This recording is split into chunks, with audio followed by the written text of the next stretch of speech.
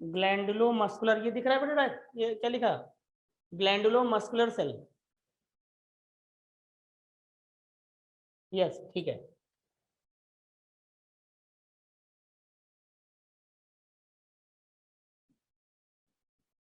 Present in mouth and hypostome.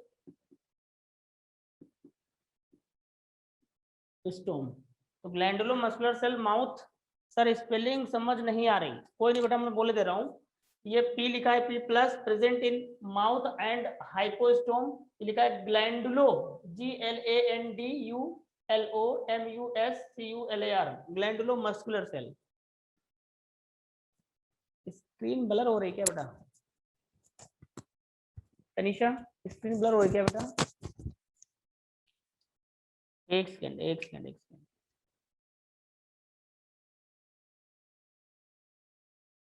कुछ लोग बोल रहे नहीं ब्लर नहीं हो रही, तो बेटा फिर आप ही की तरफ तनिषा होगा थोड़ा सा इशू।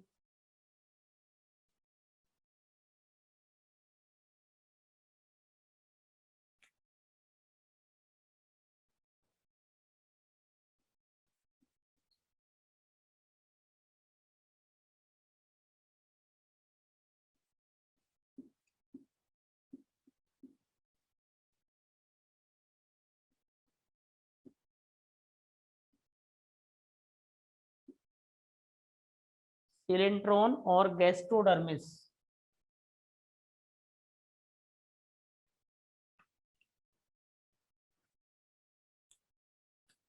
इपिथीलियो मस्कुलर सेल के नीचे लिखा हुआ है हेल्प इन कॉन्ट्रैक्शन, फिर लिखा है नर्व सेल या सेंसरी सेल, जर्म सेल या फॉर्म्स गैमेट्स। पीडल डिस्क में कौन सी सेल हो? Glandulomuscular cell, chiefly present in pedal disc.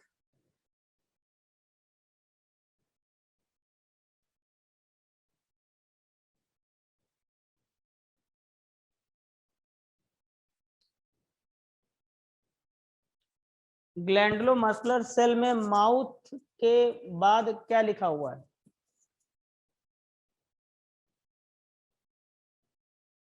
देखिए भैया, ये भी ग्लैंडुलो मस्कुलर सेल है बेटा, और यहां पर भी हमने देखिए ग्लैंडुलो मस्कुलर सेल लिखाया है।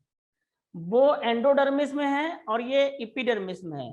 सर ग्लैंडुलो मस्कुलर सेल माउथ और पीडल डिस्क दोनों, वही मैं बोल रहा हूँ, वही बोल रहा हूँ।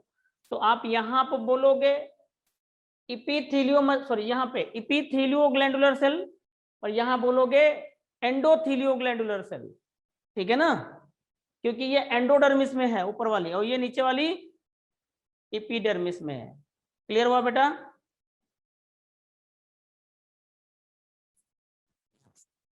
सिलेंट्रॉन के बाद लिखा हुआ है बेटा हमने गैस्ट्रोडर्मिस। बस इतनी डायग्राम में चीजें ऐड करनी थी आपको।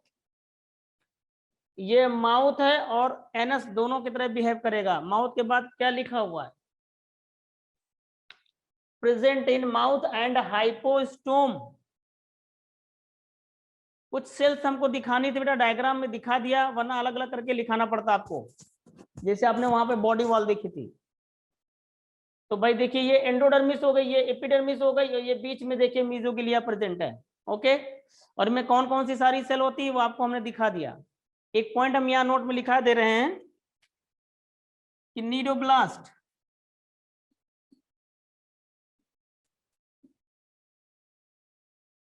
absent in gastrodermis. ये डायग्राम आप बना लिए होंगे, तो फिर बेटा थोड़ा एक्सप्लेन कर दूं मैं इसको।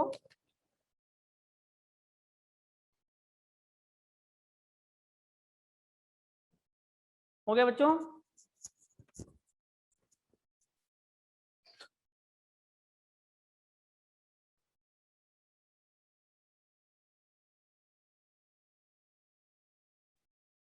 Sir what is written after mouth? Mouth and hypostome.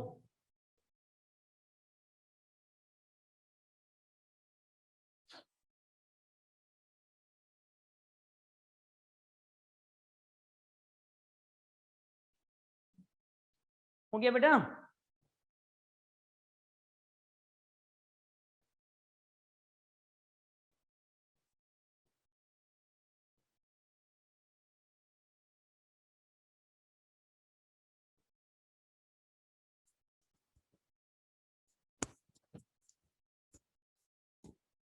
अच्छा कोई नहीं बेटा, एक्चुअली डायग्राम में बहुत सारी चीजें मुझे लिखनी थी, इसलिए मजबूरी थी बेटा थोड़ा छोटा लिखने का मेरा। ठीक है ना, अगर कोई चीज नहीं आई तो मैं एक्सप्लेन कर दूंगा, डोंट वरी। और दूसरा, इसका फोटो भी खींच के मैं आपके व्हाट्सएप ग्रुप में डाल दूंगा, ठीक है। कहीं पर किसी को कोई अगर क्लियर होगा तो कर लेना वहां से, है ना, अगर डाउट आता है तो। हो गया बेटा? हो गया तो फिर मैं एक्सको एक्सप्लेन कर देता हूँ।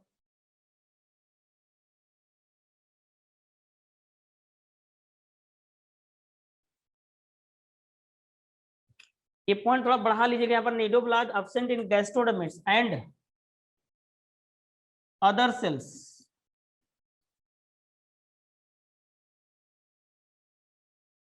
and other cells present as like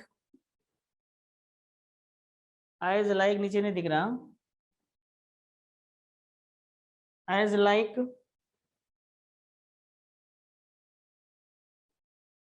epidermis। हो गया बेटा? एक्सप्लेन करूं क्या? जल्दी बोलो भाई, सभी का हो गया बेटा ना? चलिए तो देखिए बेटा, बस बस बस बस देखिए फटाफट देखिए, बस हो गया।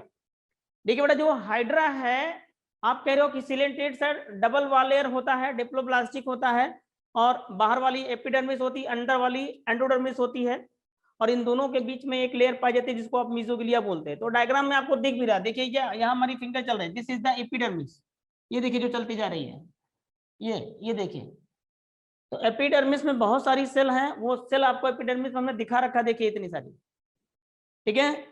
और ये देखिए एंडोडर्मिस हो गई। तो एंडोडर्मिस में भी वैसे ही सेल होती है जैसे आपकी एपिडर्मिस में होती है, बस सिर्फ नीडोब्लास्ट यहाँ पे नहीं पाई जाती। ठीक है बेटा, आपकी एपिडर्मिस में देखिए कि इंटरस्टिशियल सेल पाई जा रही, कहीं हमने लिख रखा है इंटरस्टिशियल सेल, जहां पे आपने लिख रखा है बेटा, इसमें एक पॉइंट ऐसे ही लिख लो, absent in pedal disc and tentacle. ये बड़ी इंपॉर्टेंट पॉइंट भी है बेटा, absent in pedal disc and tentacles. तो टेंटिकल्स और पीडल डिस्क में एब्सेंट है, ठीक है बेटा।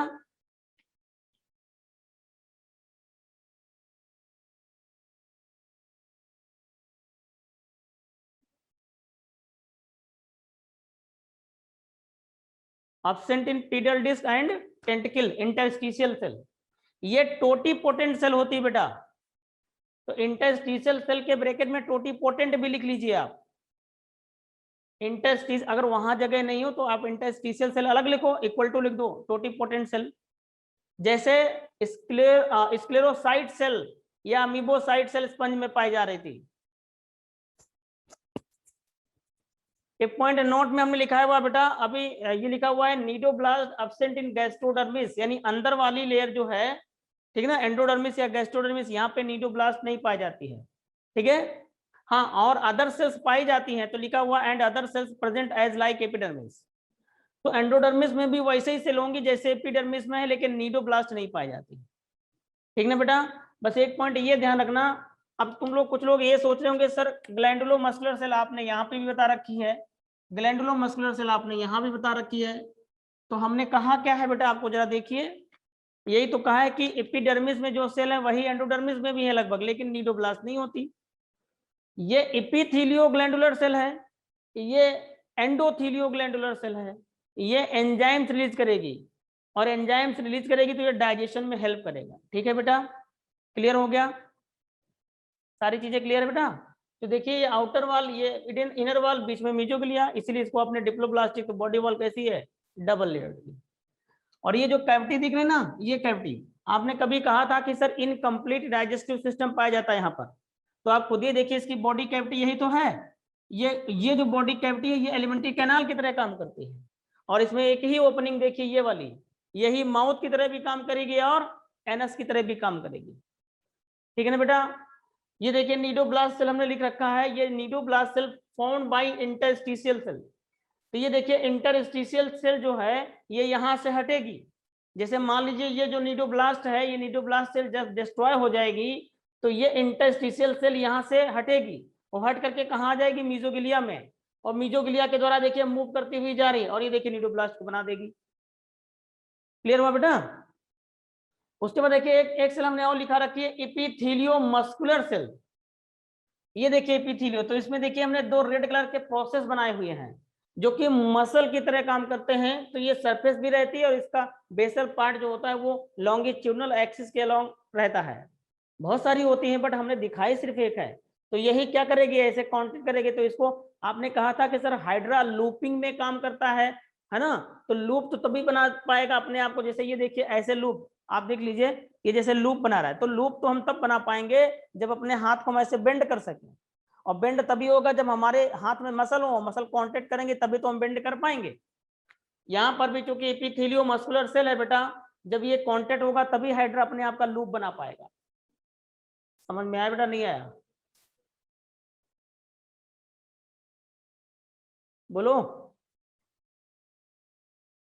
हो गया? Very good.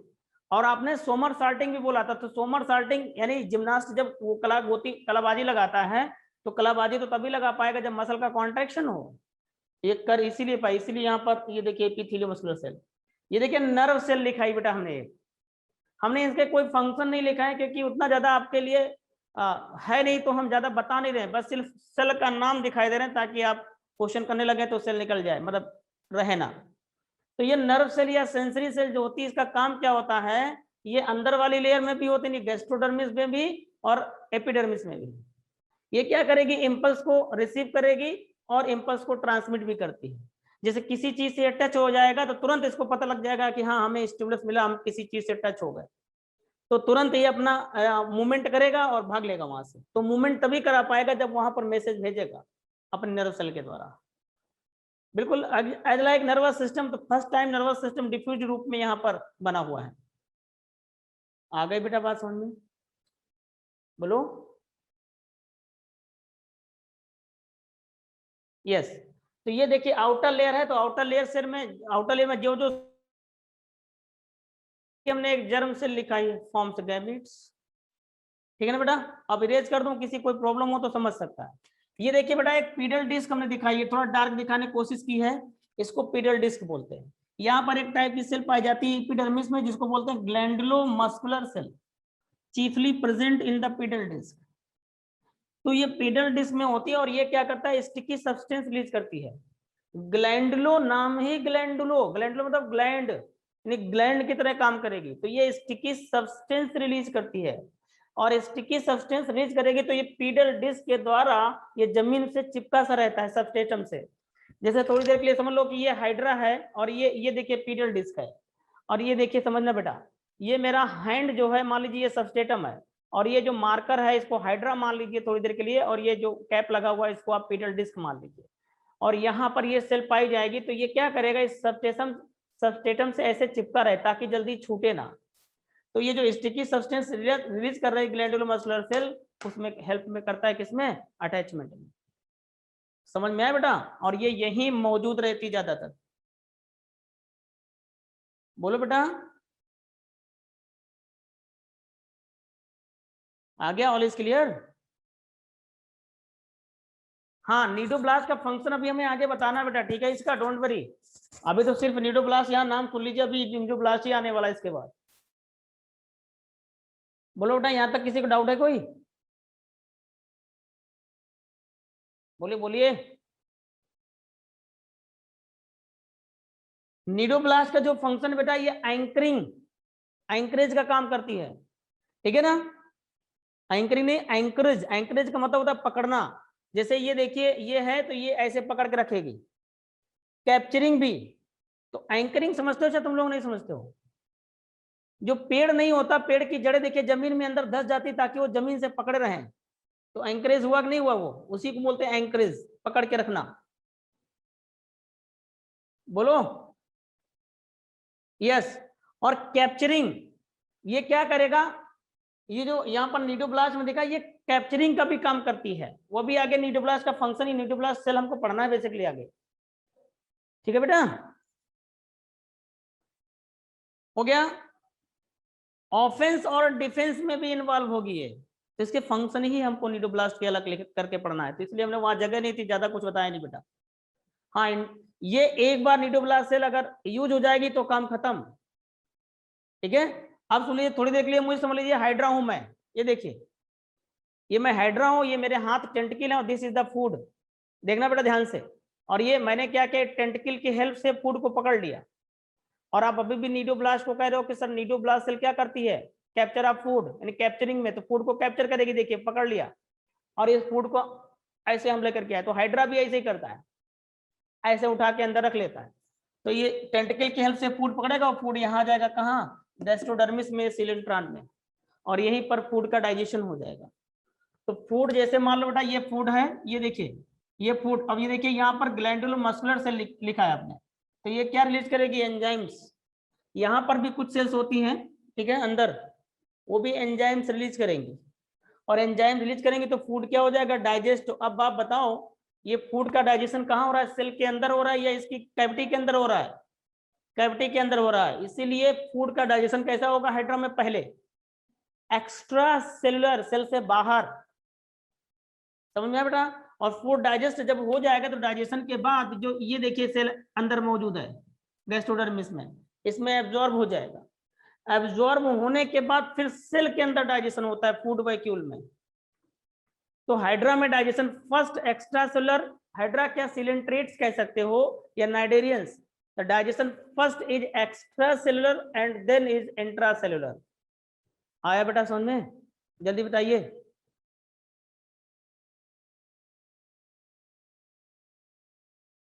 यस, एक चीज और समझ लीजिए बेटा, ये जो सिलेंट्रॉन है ना, इसको आप गैस्ट्रोवैस्कुलर कैविटी भी कह सकते हैं।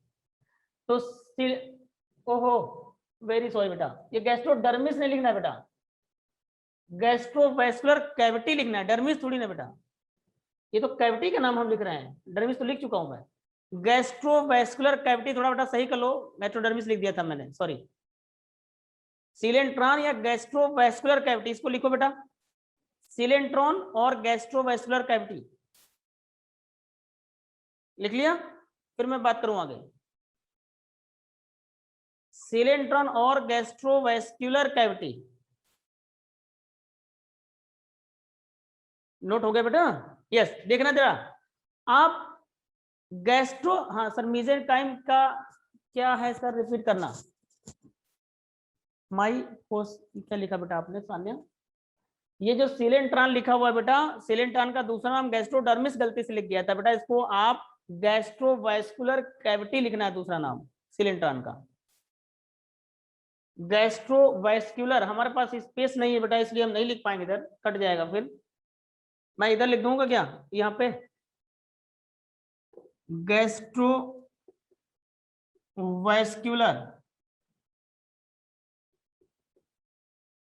कैविटी। सर प्लीज एक्सप्लेन, हाँ किसी ने मैसेज डाला बेटा, तो ध्यान दीजिए, ये जो cavity, sir please explain again extra cellular digestion. हाँ देखिए बेटा क्या होता है, क्योंकि फूड जैसे यहाँ पर आया बेटा, ये फूड हाइड्रा ने पकड़ा, इस माउथ में डाला और इस कैविटी में फूड आ गया, तो होगा क्या, आप देखिए इसी माउथ में, ये माउथ है ओपनिंग, और ये जस्ट नीचे वाला स्पेस हाइपोस्टोम कहलाता है। स्टोमा का मतलब होता है बेटा माउथ, और हाइपो का मतलब होता है नीचे। तो हाइपोस्टोम कर रहे हैं माउथ के जस्ट नीचे वाला पोर्शन, तो ये जस्ट नीचे वाला पोर्शन है, यहाँ पर ग्लैंडुलो मस्कुलर सेल पाई जा रही है। ये सेल क्या करेगी, एंजाइम्स रिलीज करेगी। अच्छा, गैस्ट्रोवैस्कुलर कैविटी में भी कुछ ग्लैंडुलर सेल होती हैं, वो एंजाइम्स रिलीज करेंगी। इस कैविटी में फूड आ गया ना, तो फूड के ऊपर एंजाइम रिलीज करेंगी। अब ये फूड क्या हो जाएगा, डाइजेस्ट हो जाएगा।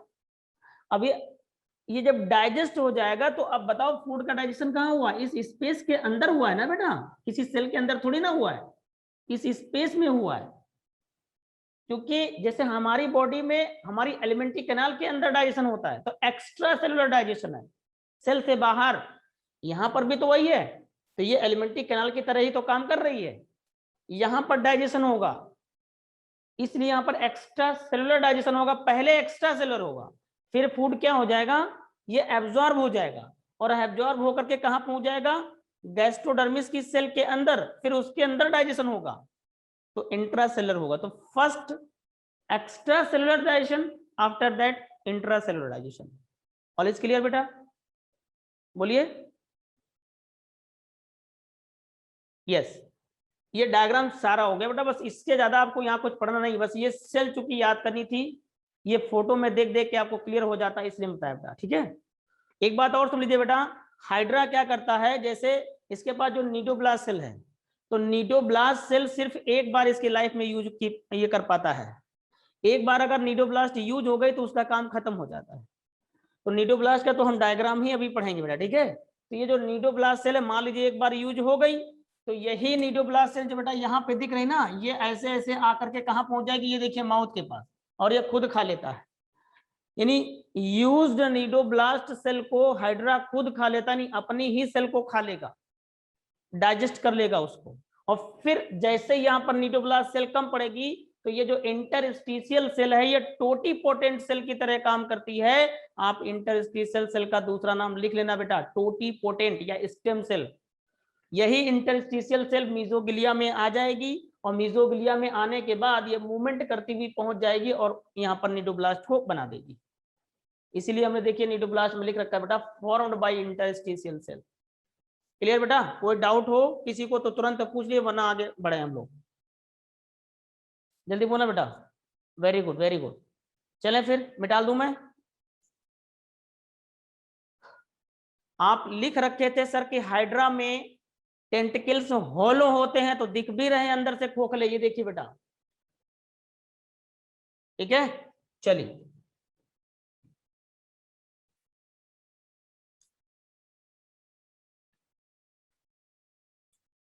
हेडिंग डालेंगे बेटा, डाइजेशन।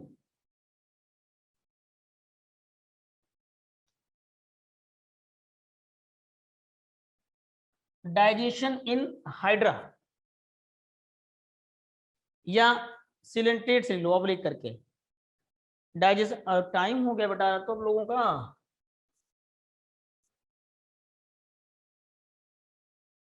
हाँ हाँ, वेरी गुड वेरी गुड, कोई नहीं बेटा, बस एक पॉइंट लिख लो खाली। डाइजेशन समझ में तो आ ही गया आपको, बस एक पॉइंट ही खाली लिखना है आपको। आपको हेडिंग डालनी है, डाइजेशन इन सीलेंटिरेट्स, या ब्रैकेट में ले लीजिए हाइड्रा। तो क्या होगा, first extracellular, then intracellular. आपने देखिए बेटा, अभी कोई लेफ्ट नहीं करेगा, दो तीन लोग लेफ्ट कर चुके बेटा, लेफ्ट मत करिएगा अभी। ये जो कैविटी है, आप इसको गैस्ट्रोवेस्कुलर इसलिए बोलते हैं क्योंकि जब खाना डाइजेस्ट हो जाएगा ना, तो ये खाना इसी के अंदर ऐसे ऐसे घूमता रहता है, तो जिस सेल को रिक्वायर्ड होता है वो सेल ले लेगी। और वेस्कुलर का मतलब ये होता है न्यूट्रिशन प्रोवाइड कराना, जिसे हम अपने में ब्लड वेस्कुलर सिस्टम बोलते हैं, ब्लड वेस्कुलर। तो ब्लड ही काम करता है न्यूट्रिशन प्रोवाइड कराने का, यानी ब्लड के द्वारा ही तो न्यूट्रिशन पहुंचता है। तो यहाँ blood J sir please get a little side, okay, समझ में आ गया बेटा? क्योंकि हमारी बॉडी में ब्लड ही हर सेल को न्यूट्रिशन प्रोवाइड करने का काम करता है, इसलिए बोलते हैं ब्लड वेस्कुलर सिस्टम। तो यहाँ ब्लड जैसी बात तो है नहीं, तो यहाँ फूड इसी एलिमेंट्री कैनाल के अंदर ऐसे ऐसे घूमता रहता है, यानी सिलेंट्रेट जो सिलेंट्रॉन है इसके अंदर घूमता रहेगा, या गैस्ट्रोवेस्कुलर कैविटी के अंदर डाइजेशन के बाद। तो जिस सेल को लेना होगा वो सेल एब्जॉर्ब कर लेगी फूड, और तो यही कैविटी ही तो प्रोवाइड करा रही फूड, इसलिए बोला जाता है गैस्ट्रोवेस्कुलर कैविटी। बोले बेटा, क्लियर है? वेरी गुड, नोट कर लीजिए, फिर मिलते हैं नेक्स्ट बेटा ना। तो जो मैंने आपको बताया बेटा वर्क, उसी हिसाब से आप लोगों को वर्क करना है बेटा, उसमें बिल्कुल ढीलापन नहीं करना है, और आपको बहुत अच्छी रैंक लानी है आप लोगों को, ठीक है। तो हर टेस्ट में आपको रैंक बनानी है, 700 प्लस नंबर आप लोगों को लाने हैं, ठीक है, हर टेस्ट। ओके बेटा, bye bye to all of you. Sir digested food दोबारा डाइजेस्ट कैसे होता है? हाँ बेटा, सेल के अंदर जो है एंजाइम रिलीज किए जाएंगे।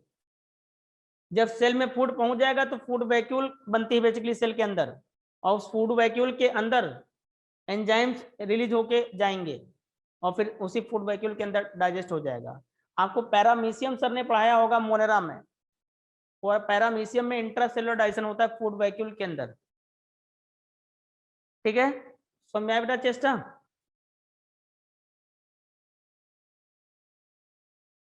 हाँ, सेल के अंदर लाइसोसोम होते हैं बेटा ना, लाइसोसोम में एंजाइम्स वगैरह होते हैं, और उसी लाइसोसोम से एंजाइम रिलीज होंगे और सेल के अंदर ही डाइजेशन हो जाएगा, तब बोलते हैं इंट्रासेलुलर। चलिए बेटा, okay, bye bye to all of you, मिलते हैं फिर नेक्स्ट वीक आप लोगों से। तब तक के बेटा जो भी पढ़ाया हमने उसको पूरा आप रिवाइज करके पढ़ लीजिएगा अच्छे से, है ना। ओके बेटा, bye bye to all of you.